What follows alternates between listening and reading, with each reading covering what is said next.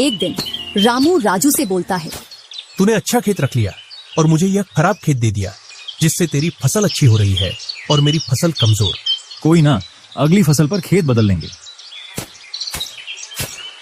अगली फसल पर रामू राजू से खेत बदल लेता है और एक खेत ज्यादा ले लेता है।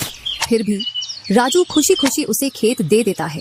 राजू के हिस्से में जो खेत थे उनमें फिर से वह दिन रात मेहनत करता। इधर रामू कभी काम करता तो कभी काम नहीं करता। रामू के पास बीज खरीदने के भी पैसे नहीं थे, तो वह पैसे लेने के लिए जमींदार के यहाँ चला जाता।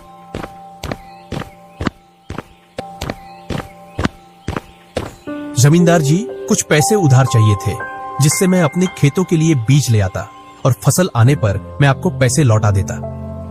क्यों नहीं भैया, लेकिन आपको 2% ब्याज देना पड़ेगा। जी जमींदार जी, मैं ब्याज दे दूंगा। जमींदार रामू को पैसे दे देता है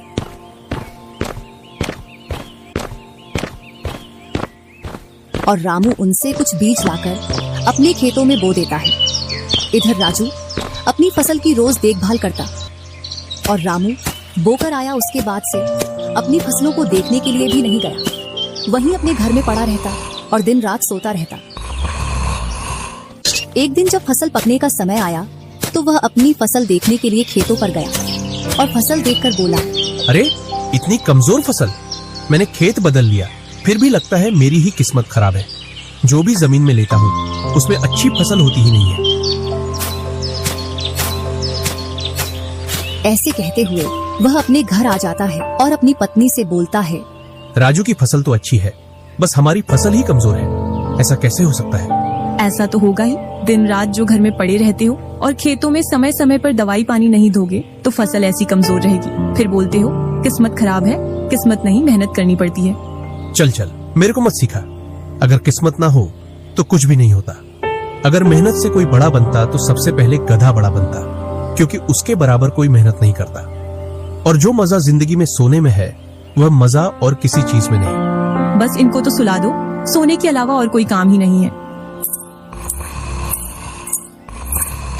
कुछ दिनों बाद जब फसल निकली तो राजू की फसल रामू से दोगुनी निकली, जबकि उसकी जमीन रामू से कम थी। रामू फसल को देखकर बोलता है, इस फसल को बेच कर आऊं या खाने के लिए रखूं? इधर जमींदार जी को भी पैसे देने हैं। अब इतनी सी फसल से कैसे काम चलेगा पता नहीं। एक दोपहर रामू सो रहा था, तभी उसका गेट किसी ने खटखटाया। पता नहीं कौन भरी दोपहर में नींद खराब करने के लिए आ गया। जैसे ही वह गेट खोलता है तो सामने जमींदार खड़ा दिखता है। क्या यह रामू का घर है? रामू ने सोचा, क्यों ना मैं इसे राजू के घर पहुंचा दूं, यह मुझे पहचान भी नहीं पाया। मैं तो राजू हूँ, वह वाला घर है रामू का। जमींदार सामने वाले घर पर जाकर गेट को खटखटाने लगता है। राजू गेट खोलता है और बोलता है, क्यों भाई, इतनी तेज गेट को क्यों खटखटा रहे हो? मैंने आपके रुपए लेकर खा लिए क्या?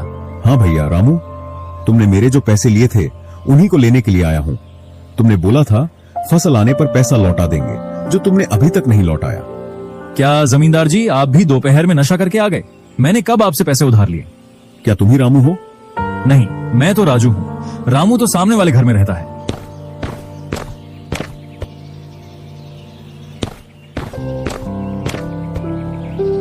भरी दोपहरी में जमींदार का सर चकरा जाता है और वह अपने घर चला आता है और घर पहुंचकर मुनीम से बोलता है, ऐसा लगता है मुझे कि जो पैसे रामू के दिए थे वह पैसे अब लौट कर नहीं आने वाले। क्यों, ऐसा क्या हुआ जो पैसे वापस नहीं आ रहे हैं?